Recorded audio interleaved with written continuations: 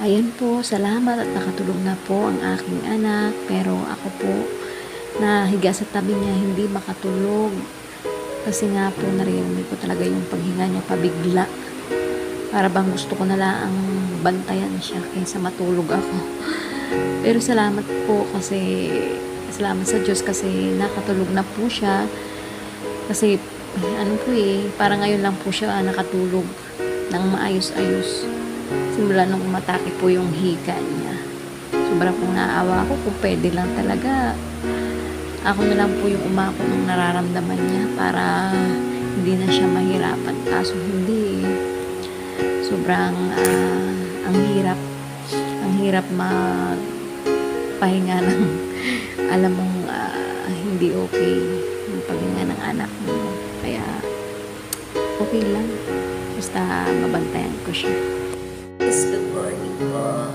Ang oras ngayon is already 4 a.m. po. So yan, hindi po ako masyadong nakatulog kasi nga yung hinga niya ang lakas pa rin. Ganon. Eh, ako nakatulog masyado. Tsaka, ayan, nagpalagay muna siya ng oxygen kasi daw medyo nahihirapan siya huminga. Siguro gawa ng ubusi po yun.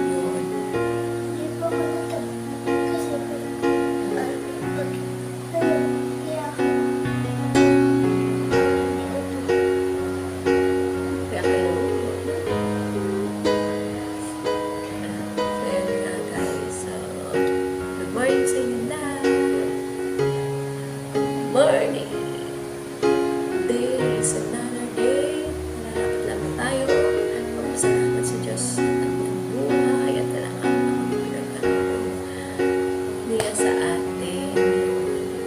Dapat tayo magpasalamat. Pagkasiyan sa mga Lord, thank you sa panibagong araw, buhay at kalakasan ng libong pinagkaroon mo sa amin. Thank you, Lord, ka na. Thank you, Lord. Thank you, Lord. Thank you, Lord. Thank you, Lord, sa buhay. Thank you,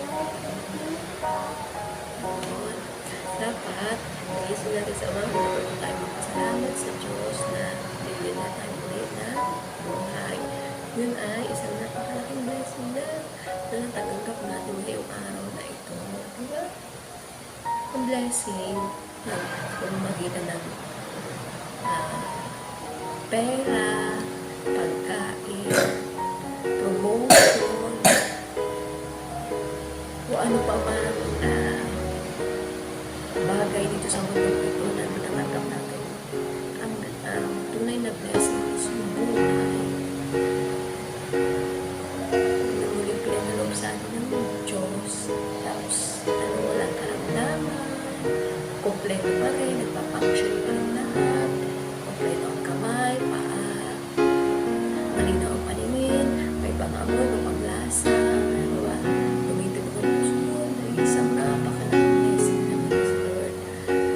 Yun ang tunay talagang blessing. Yun kung tatanong natin na blessings dito sa mundo ito, like pera, mga bagay, pagkain, ayun ay yung bonus na blessing lang ng Diyos sa atin.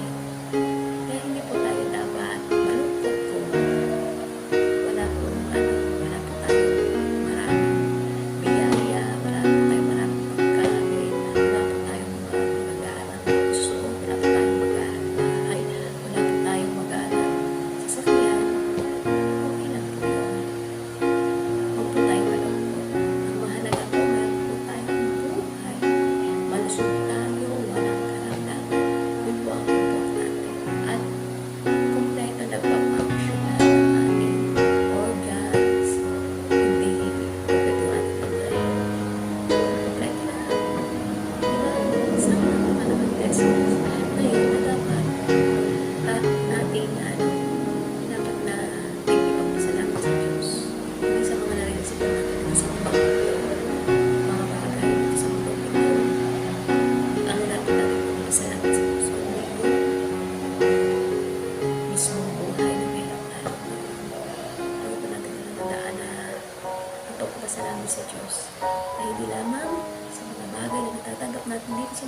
natuto tayong appreciate kung ano yung ginagawa ni Lord sa buong pagkatao sa buhay natin. Diba?